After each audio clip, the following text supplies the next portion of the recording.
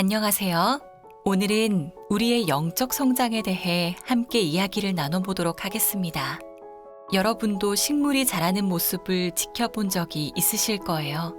작은 씨앗이 흙 속에 심어지고 시간이 지나면 싹이 트고 줄기가 올라옵니다. 그리고 점점 자라나 잎을 내고 꽃을 피우고 마침내 열매를 맺지요. 이 자연의 성장 과정은 우리의 영적 여정과 놀랍도록 닮아 있습니다.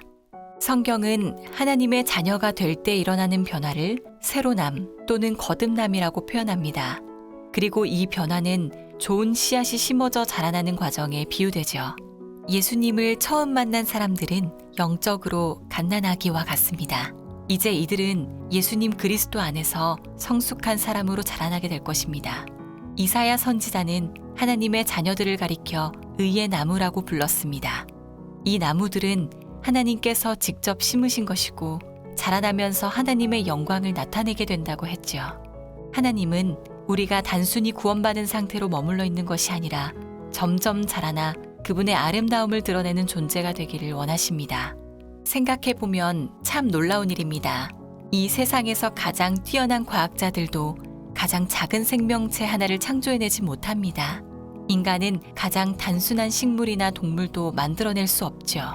모든 생명체는 오직 하나님께서 주시는 생명을 통해서만 살아갑니다. 우리의 영적 생명도 마찬가지입니다. 우리는 스스로 영적 생명을 만들어낼 수 없습니다. 거듭나지 않으면 우리는 하나님이 주시는 생명을 가질 수 없죠. 살아가는 것이 그러하듯 자라나는 것도 하나님으로부터 오는 것입니다. 예수님께서는 들의 꽃들이 어떻게 자라나는지 한번 살펴봐.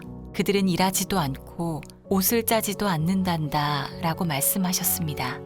식물은 오직 하나님께서 주시는 것을 받음으로써 자라납니다. 그것들은 걱정하거나 염려하거나 애쓰지 않죠. 아이가 자신의 힘이나 염려로 더 키가 커지게 할 수 없듯이 우리도 노력이나 염려로 영적으로 자랄 수 없습니다. 식물과 아이는 그들에게 필요한 것, 즉 공기, 햇빛, 음식을 받음으로써 자라납니다. 이처럼 그리스도께서도 당신을 신뢰하는 사람들에게 오셔서 필요한 것을 주십니다. 성경은 그리스도를 마른 땅에 내리는 비나 목마른 땅을 적시는 단비에 비유합니다. 그분은 우리의 메마른 영혼에 생기를 불어넣는 생명수이시며 하늘에서 내려와 세상에 생명을 주는 하나님의 떡이십니다. 하나님은 놀라운 선물, 바로 당신의 아들을 세상에 주셨습니다. 이 비할 데 없는 선물은 은혜의 공기로 세상을 둘러쌌죠. 이 공기는 우리가 숨쉬는 공기와 마찬가지로 만일 우리가 이 생명을 주는 그리스도의 은혜를 받기로 선택하면 우리는 예수님 그리스도 안에서 살며 성숙한 사람이 될 것입니다. 꽃은 태양의 밝은 빛을 받기 위해 태양을 향하여 돌아갑니다.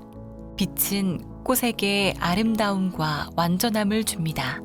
그와 같이 우리도 의의 태양이신 그리스도를 향하여 돌아서야 합니다. 그러면 하늘의 빛이 우리에게 비칠 것이고 우리의 성품은 그분의 모습을 따라 자라날 것입니다. 예수님께서는 내 안에 거하라, 나도 너희 안에 거하리라고 말씀하셨습니다.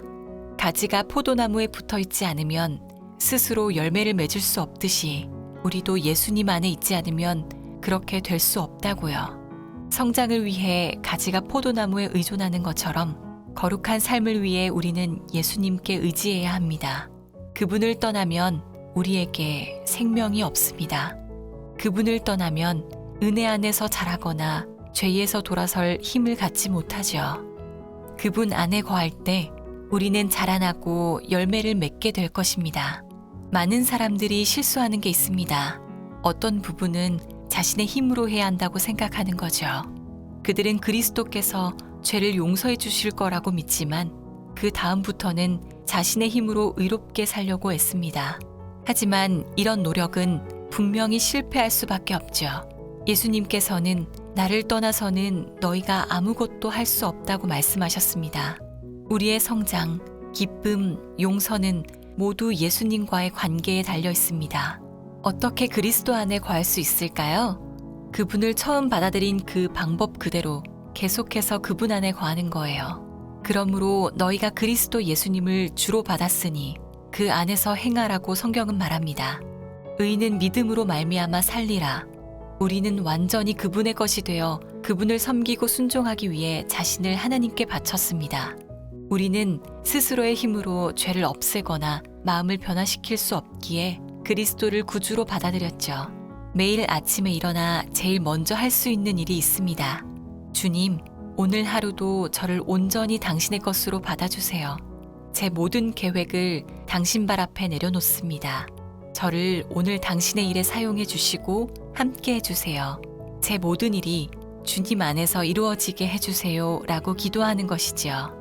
이렇게 매일 아침 그날 하루를 하나님께 드리는 시간을 가져보세요.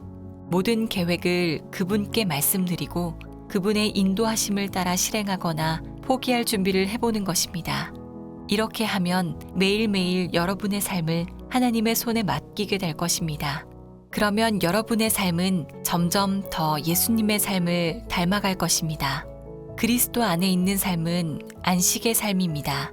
항상 강한 감정이나 열광적인 기쁨이 있는 건 아니지만 평화롭고 활기찬 신뢰가 있죠.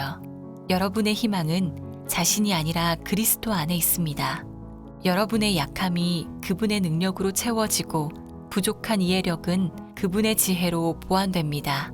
우리가 자신을 바라보거나 자신의 감정에 대해 생각하지 말고 그리스도를 바라보아야 합니다.